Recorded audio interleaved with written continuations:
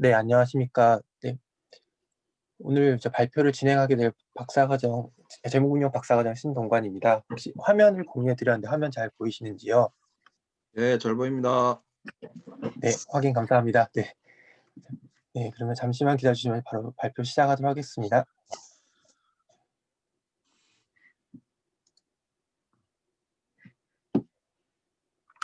네, 네,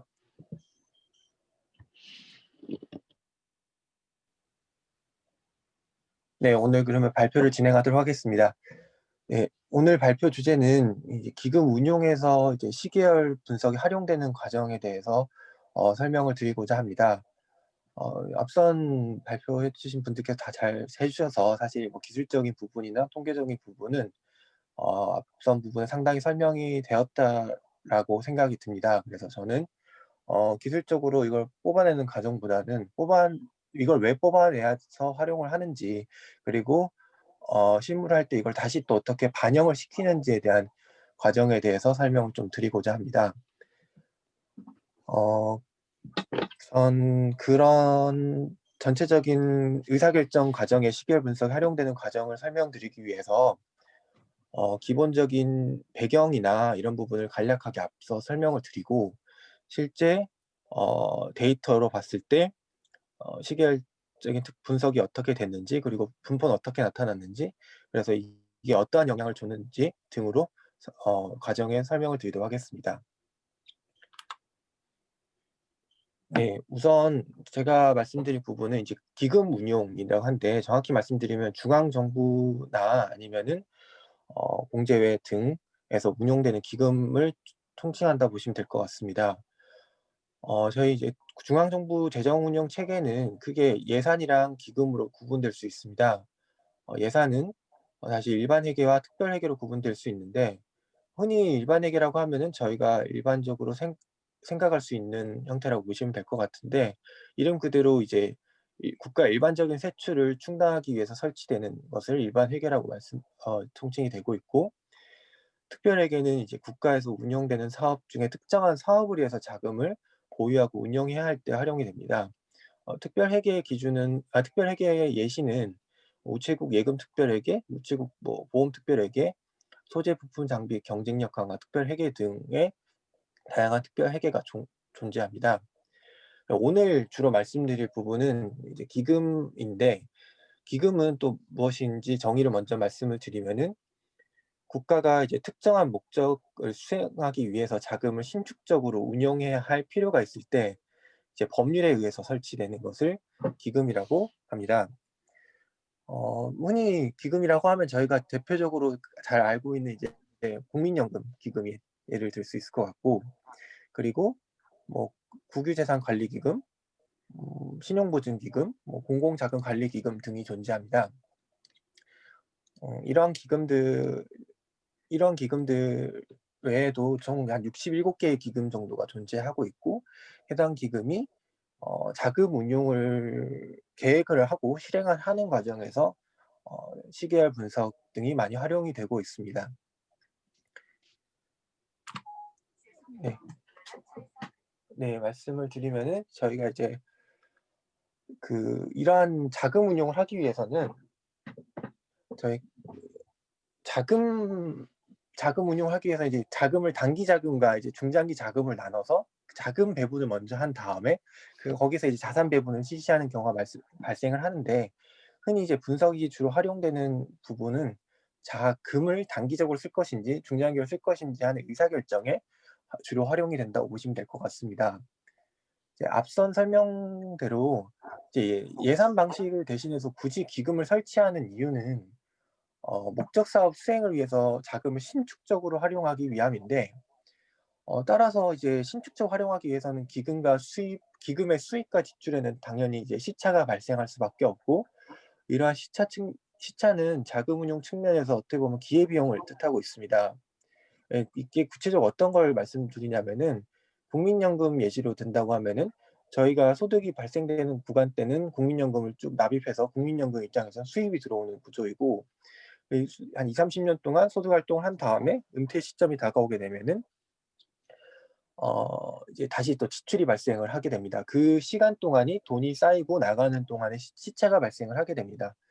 그 시차 동안에 기회비용 그 자금 운용을 그냥 놔두고 있으면은 상당한 기회비용을 발생을 하게 되는데, 국가나 중앙 정부에서 자금을 모은 다음에 이걸 효율적으로 활용을 하기 위해서 자본 시장에 나가서 이걸 운용을 하게 됩니다.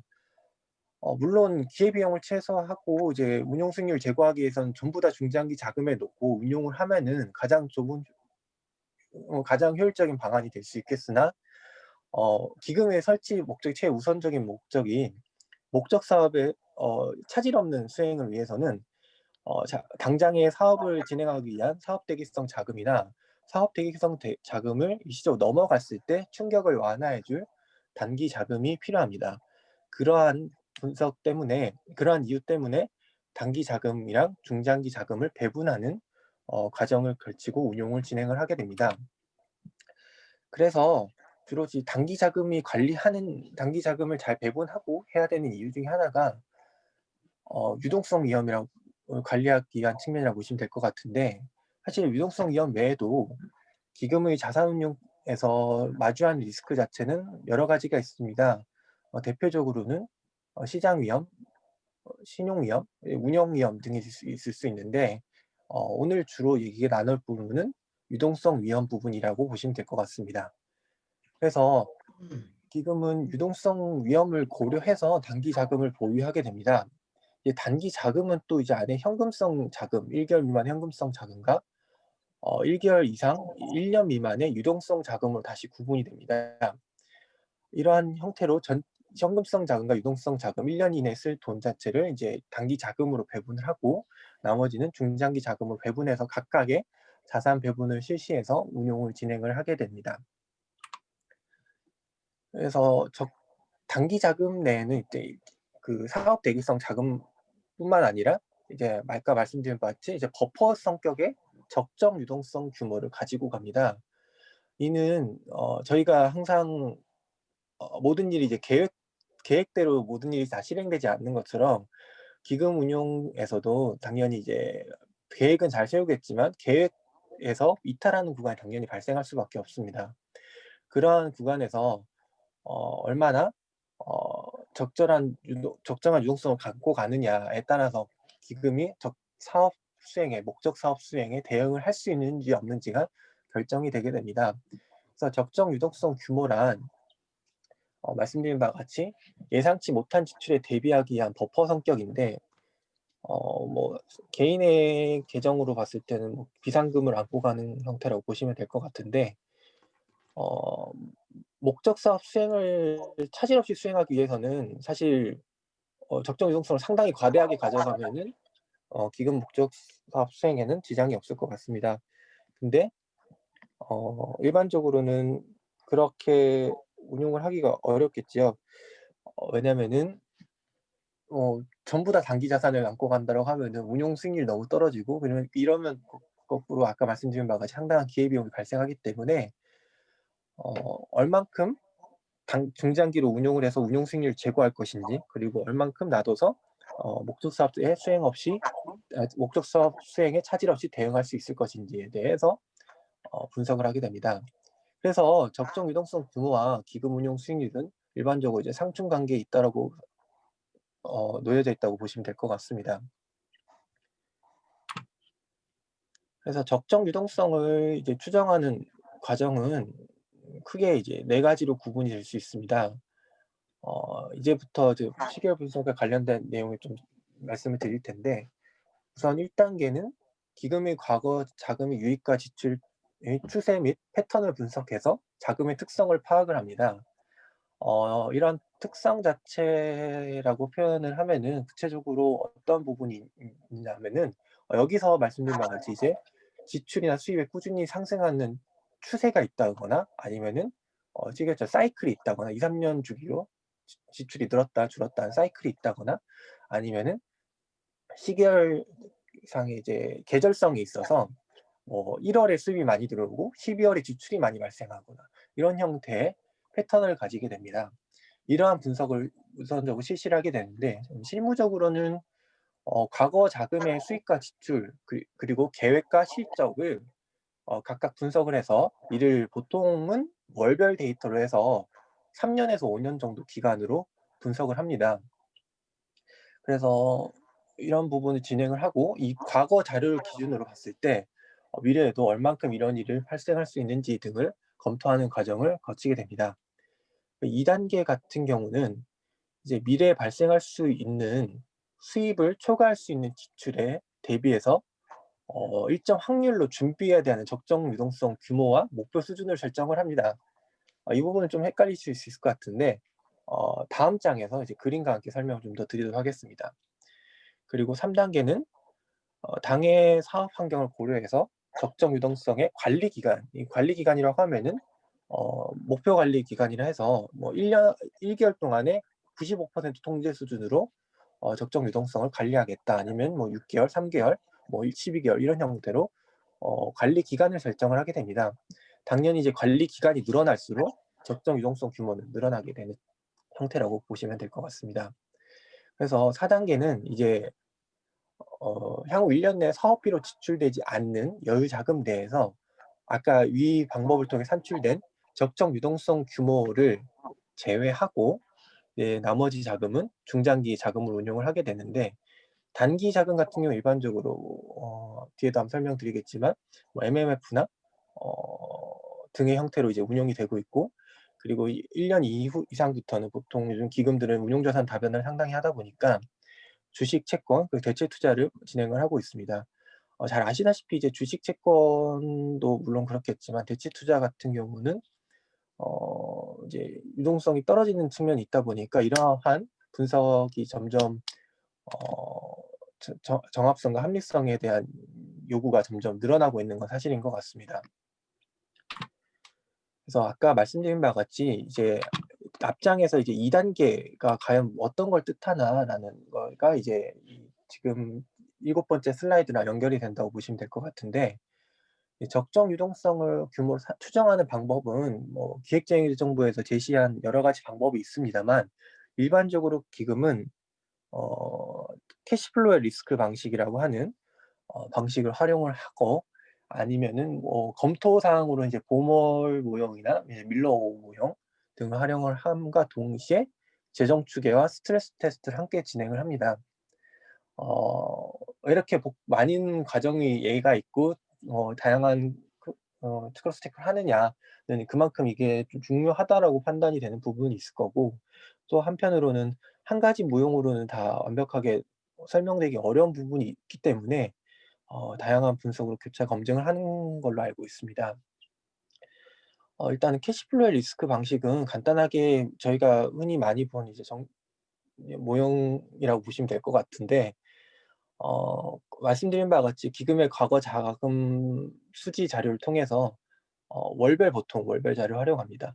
그래서 저희가 가장 문제가 되는 건 사실 지출이 느는 거나 수입이 느는 거는 뭐 계획이 되고 있다라고 하면 큰 문제가 되진 않을 것 같습니다. 저희가 기금 운용에서 가장 우려하는 부분은 계획을 잘 잡았음에도 불구하고 계획 대비 얼만큼 벗어나서 예상치 못하게 돈이 더 필요한 경우가 발생할 수 있다 보니까 여기서 통제하는 형태는 결국에는 순지출에 그러니까 계획 순지출 대비 실제 순지출의 오차라고 보시면 될 것 같습니다. 그러니까 계획 대비 실제 차이인데 그걸 순지출로 차이를 본다고 보시면 될 것 같습니다. 그래서 순지출의 오차라고 보통 얘기를 하는데 순지출의 오차의 평균과 표준 편차를 산출을 해서 저희가 목표로 하는 이제 여기 이제 95%라 나와 있는 이제 이건 예시인데 보통 90%, 95%, 99% 형태로 통제 모형을 잡습니다. 그래서 아까 이 부분은 2 단계에 말씀드린 바와 같이 일정 확률로 준비해야 되는 부분이 이런 형태라고 보시면 될 것 같습니다. 어 90% 95% 뭐 99% 일반적으로 95% 전후로 많이 설정을 하는데 사실 이 부분 자체는 기금의 특성에 따라 좀 다르긴 합니다. 어 금융성 기금 같이 뭐 지출이 잘 발생을 하진 않으나 한 번에 지출이 크게 발생을 하고 지출이 발생을 하는 시점에서 금융성 기금은 이제 보증을 서는 업무를 하다 보니까 만약에 이게 돈의 부족해서 적정 유동성이 부족해서 적절하게 보증 대위 변제를 일으키지 못해 준다고 하면은 금융기관 시스템에 문제가 발생을 하기 때문에 일반적 그런 기금들 같은 경우는 관리 기간도 길게 가져가고 목표 수준도 99%에 붙여 가지고 적정 유동성을 좀 넓게 가져가는 편이고, 상대적으로 이제 수익과 지출을 좀 이연하거나 좀 조정할 수 있는 사업성 기금들은 있습니다. 예산을 좀 밀어 놨다가 받는 형태가 있는 기금들 같은 경우는 90에서 95% 수준의 관리 수준을 가지고 관리를 하는 것이 일반적으로 지금 관리를 하고 있습니다. 그래서 결국에는 이러한 정기분포 형태를 가정을 하고 순지출 오차의 분포를 분석을 한 다음에 순지출 오차가 어느 정도 벗어날지를 이제 벗어나는 확률을 통제하는 형태인데, 이 부분도 나중에 뒤에 한번 설명을 드리겠지만 이러한 모형도 일반적으로 기금들이 많이 활용하고 있으나 현실적에서는 좀 한계가 많은 건 사실인 것 같습니다. 이제 두 번째 추정 방법으로는 이제 재정 축에 의한 방법이라고 보시면 될 것 같습니다. 사실 가장 권고하는 방안이 이제 재정 추계를 통한 방법인데, 미래에 발생할 기금의 수입과 지출을 추정을 해서 수입과 지출이 추정이 되게 되면 자연적으로 자금 수지가 추정이 되게 되고, 자금 수지가 추정이 되게 되면 적정 유동성 규모를 산출할 수 있는 과정이라 보시면 될 것 같습니다. 그래서 재정 추계를 통한 자금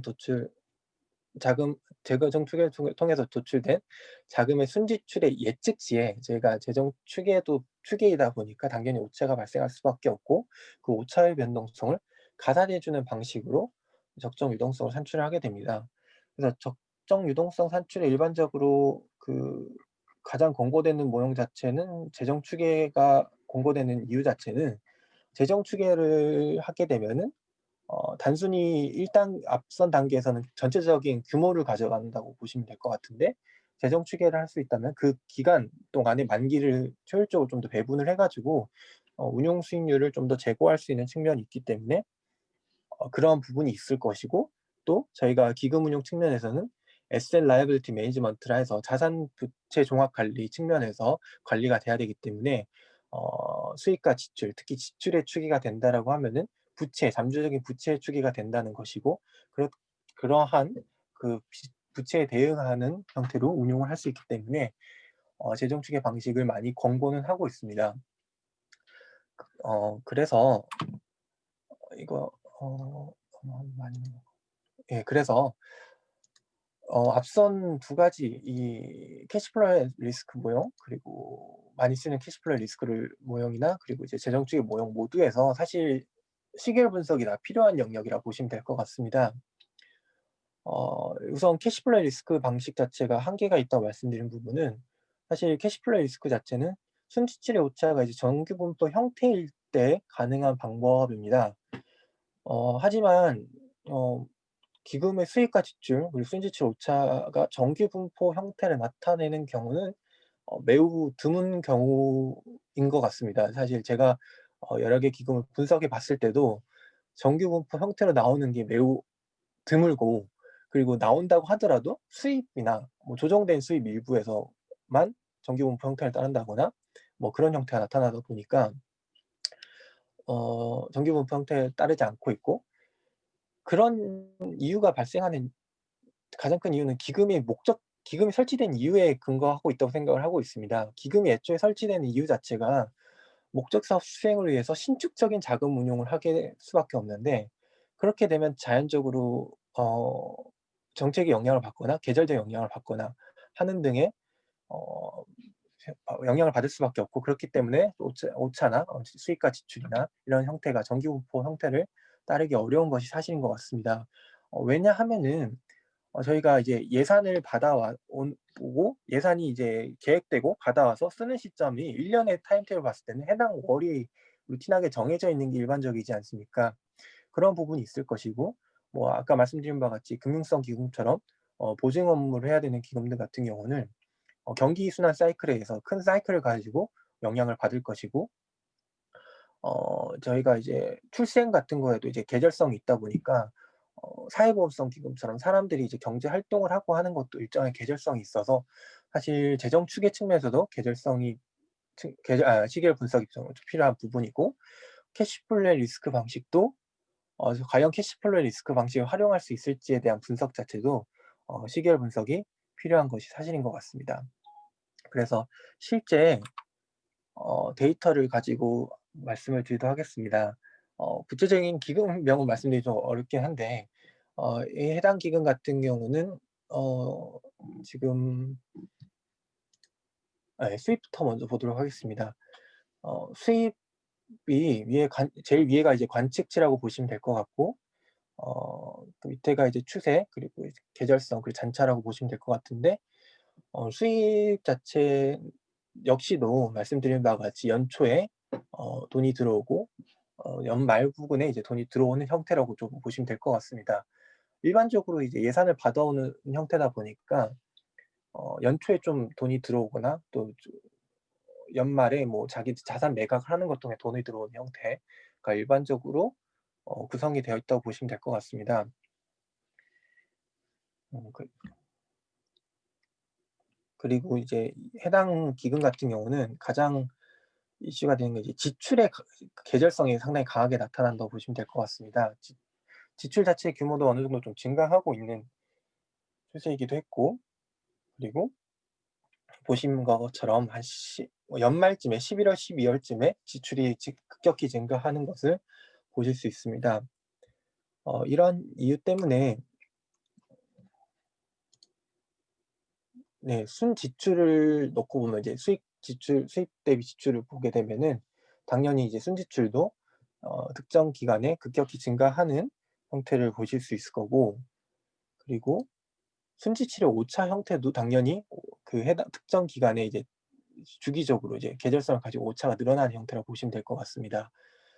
이런 순지출의 오차가 이런 형태를 띠고 있다 보면은 후반부에 다시 한번 말씀드리겠지만 당연히 이제 정규 분포 따르기가 어려운 부분이 있을 것이고, 그렇게 되면은 추정 방식이 추정에 상당히 이제 추정의 정확성에 상당히 이제 제약을 가하는 부분이 발생한다고 보시면 될 것 같습니다. 이러한 부분은 사실 이 부분은 특정 기금에 대해서만 말씀을 드렸는데, 그래서 기금을 바꿔서 한 번 더 말씀을 드리면은 해당 기금 같은 경우는 이제 개인 사업자를 대상으로 하는 기금인데, 해당 기금 역시도 지출이 꾸준히 증가하고 있는 추세 속에서 연초에 증가를 했다가 연말 중반쯤에 또 증가하는, 중반과 말쯤에 증가하는 계절적인 특성을 가지고 있습니다. 이러한 형태는 이제 어느 한 기금에만 국한되어 있지 않고 이러한 운용을 하는 기금의 전반적인 형태로 나타난다고 보시면 될 것 같습니다. 사실 운용 수입에도 저희가 이제 일정 부분 어 계절성이 나타나고 있는 것을 확인하실 수 있을 것 같습니다. 그래서 과연 이게 정규 분포를 따르느냐라고 봤을 때 순지출의 오차의 분포가 이와 같은 형태로 이제 정규 분포를 따르지 않는 경우가 일반적으로 나타났습니다. 그래서 일반적으로 저희가 할 수 있는 그 기금 운용에서 조정을 해줄 수 있는 부분이 수입 부분을 일부 좀 이연을 시켜주는 방법으로 조정을 할 수 있습니다. 기금 간 회계를 통해 가지고 그 인위적으로 좀 조정된 수입을 제외하고는 대부분 지출, 수입이 이제 실제로 그대로 나이가 떨어지는 수입이나 그 순지출, 그 순지출의 오차 모두 위와 같은 분포라고 보시면 될 것 같고, 그래서 정기성 테스트를 했을 때도 정규 분포를 따른다는 이제 기무가설 기각을 하는 것으로 나타나고 있습니다. 그렇다고 하면은 일반적으로 저희가 활용하고 있는 캐시플로우 리스크를 활용할 경우에는 특정 구간에는 기금의 유동성이 부족해서 목적 사업 수행에 상당한 차질이 발생을 할 수 있고, 아니면은 다른 반대의 구간에서는 너무 많은 이제 유동성을 가져가서 상당한 기회비용을 발생시키고 있다라는 측면도 보실 수 있을 것 같습니다. 이러한 부분이 현재까지는 크게 이슈가 되지 않는 이유는 대부분의 기금이 지출보다 수입이 많은 구조로 꾸준히 기금이 성장하고 있는 추세다 보니까 일시적인 유동성 부족 현상이 있다 하더라도 기금 수입이 커버를 해 주는 형태여서 상당히 상쇄가 되고 있습니다.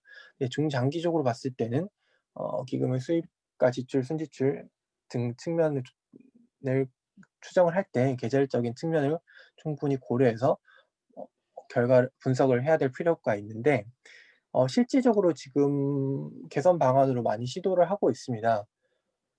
기금 운용에 있어서 수입과 지출의 다양한 가정을 설정을 하고, 그래서 이제 캐시플로우의 리스크 방식으로 도출된 적정 유동성을 검증하는 방식을 통해 가지고 이제 시계열 분석을 많이 활용을 하고 있고, 그리고 이제 시계열 분석에 가장 활용되는 부분 같은 경우는 이제 월별 지출이 증가하는 계절성이 있는 이제 특정, 아까 말씀드린 것 같이 한 11월, 12월에 급격하게 지출이 증가하는 기금이 있다라고 하면은, 보통 그런 기금 운용에서는 지출이 급격히 증가하는 월에 운용자산의 만기가 일부 좀 도래하게 하는 방식이나, 아니면은 목표 관리 전체적으로 이제 적정 유동성을 좀 높게 잡아 가지고 이러한 유동성 부족에 빠지지 않게끔 하는 형태로 기금 운용이 되고 있습니다.